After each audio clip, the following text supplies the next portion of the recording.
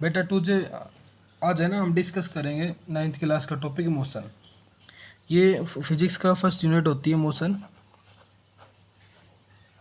तो बेटा सबसे पहले हमें पता होना चाहिए मोशन होता क्या है। ठीक है, मोशन को अगर हम बात करें बेटा हिंदी के अंदर, तो हिंदी में बोले गति करना। ठीक है, गति समझते हो ना आप लोग, चलते हो, खाना खाते हो। ठीक है, नॉर्मली जैसे हम लोग देखते हुए गति तो गाड़ी भी करती है, मोटरसाइकिल भी करती है, सब गति करते हैं। ठीक है, एक तो लिविंग और नॉन लिविंग। तो लिविंग में मान लीजिए इंसान वगैरह सांस लेते हैं, इस प्रकार की चीज़ होती है। बट हम मोशन के अंदर क्या पढ़ेंगे, कोई भी ऑब्जेक्ट अपनी पोजीशन को चेंज करे। मान लीजिए ये लगा लो, हमारे पास एक कार है। ठीक है, ये कार है हमारे पास। ये यहाँ पे इस टाइम पे जब ये इनिशियल पोजीशन यानी कि यहाँ पे खड़ी है, कुछ समय बाद देते 10 सेकंड बाद 20 सेकंड बाद ये कार यहाँ से मूव होके इधर आ जाती है। मान लीजिए ये कार यहाँ पे आ चुकी है, तो टाइम के हिसाब से ये अपनी पोजीशन चेंज करती है ना। इसे क्या बोलते हैं, मोशन। मोशन का मतलब होता है गति करना।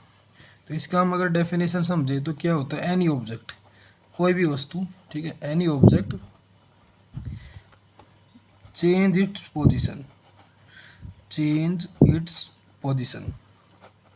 कोई भी ऑब्जेक्ट अपनी पोजीशन को चेंज करता है। ठीक है, any object change its position पर इंटरवल ऑफ टाइम, पर इंटरवल ऑफ टाइम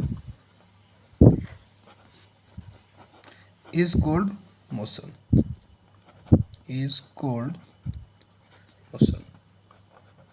बात समझ में आई? कोई भी वस्तु, जैसे ये गाड़ी थी, यहाँ से ये टी टाइम पे यहाँ पे है, और मान लीजिए मैं देखता हूँ 10 सेकंड बाद गाड़ी यहाँ से यहाँ मूव हो गई। तो any object change its position, position देखते हो ना भाई, यहाँ से यहाँ गई है। पर इंटरवल ऑफ टाइम, टाइम के हिसाब से कोई भी अपनी पोजीशन चेंज करे, उसे हम क्या बोले, मोशन। आगे बात समझ में? ठीक है, अब बेटा हम नेक्स्ट टॉपिक पढ़ते हैं। इसके अंदर अगर हमारा अगला होता है कि मोशन को कितने पार्ट में डिवाइड किया गया है। ठीक है, तो मोशन को हम 2 पार्ट में डिवाइड करते हैं बेसिकली।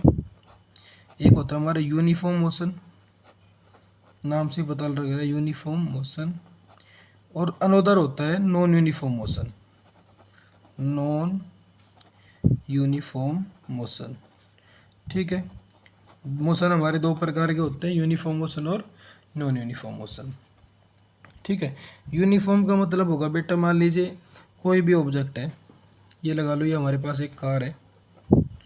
ठीक है, ये 1 घंटे के अंदर 10 किलोमीटर जाती है। ठीक है, तो फिर ये 2 घंटे के अंदर कितनी जाएगी, 20 किलोमीटर। 3 घंटे के अंदर 30 किलोमीटर। यहाँ पे आप क्या देख रहे हो, यानी कि पर टाइम के हिसाब से पर डिस्टेंस सेम चल रहा है।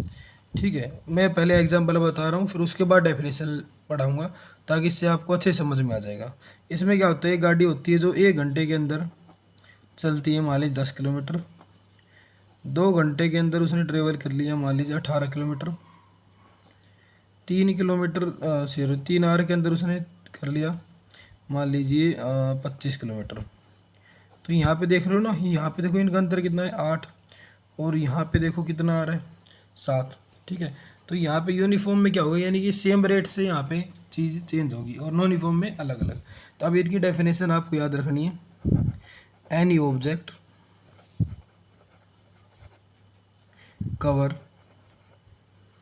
इक्वल डिस्टेंस, इक्वल मतलब बराबर, इक्वल डिस्टेंस पर equal interval of time, equal interval of time. कोई भी ऑब्जेक्ट इक्वल डिस्टेंस चलता है, मेन बात ये देखो, equal distance equal interval of time. देखो 1 घंटे में 10 किलोमीटर, 2 घंटे में 20 किलोमीटर, 3 घंटे में, यानी देखो यहाँ पे डिस्टेंस भी बराबर हो रही है। इनके बीच में भी अंतर 10 किलोमीटर का है, इनके बीच में भी, और यहाँ भी सभी के बीच में 1-1 घंटे का अंतर है। उसे हम क्या बोलेंगे, यूनिफॉर्म बोलेंगे, इज कॉल्ड यूनिफॉर्म मोशन। क्या बोलेंगे बेटा, यूनिफॉर्म मोशन। एग्जाम्पल के लिए आपको ये या भी लग सकते हो भाई, कार यूनिफॉर्म मोशन में चल रही है, या फिर आप अगर नॉर्मल सा एग्जाम्पल लेना चाहो तो हम यहाँ पे ले सकते हैं, अर्थ रोटेट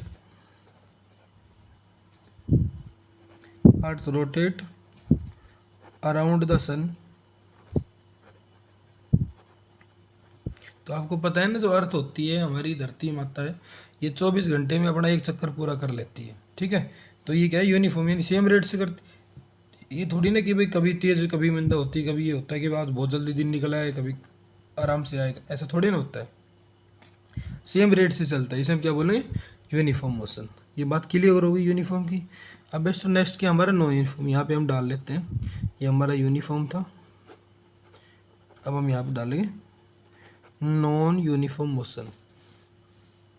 कौन सा होगा बेटा, नॉन यूनिफॉर्म मोशन। नाम से ही पता लग रहा है, नॉन, नॉन मतलब नहीं।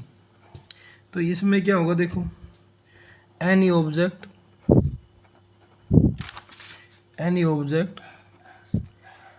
कवर, यहाँ पे देखो डिस्टेंस अनइक्वल है ना, अनइक्वल डिस्टेंस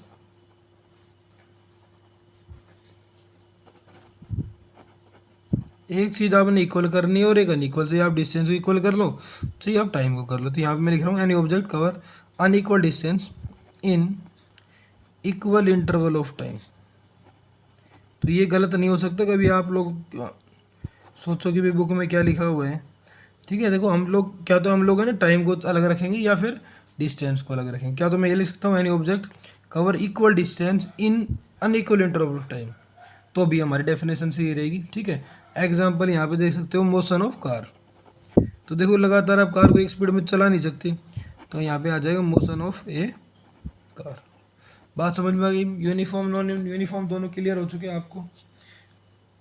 अगला बेटा हमारा टॉपिक आता है स्पीड। तो स्पीड के बारे में आपने पढ़ा होगा, स्पीड क्या होती है। देखो कोई भी ऑब्जेक्ट जब चलता है तो हम उसकी स्पीड देखते हैं। कोई भी गाड़ी चलती है तो हम क्या देखते हैं, वो गाड़ी स्पीड में चल रही है। ठीक है, कोई बच्चा तेज़ भागता है, कोई धीमे भागता है। तो स्पीड का मतलब क्या है, ये हमको आइडिया देता है कि कोई बॉडी तेज़ चल रही है या धीमे। It give us idea, it gives us idea about a body travel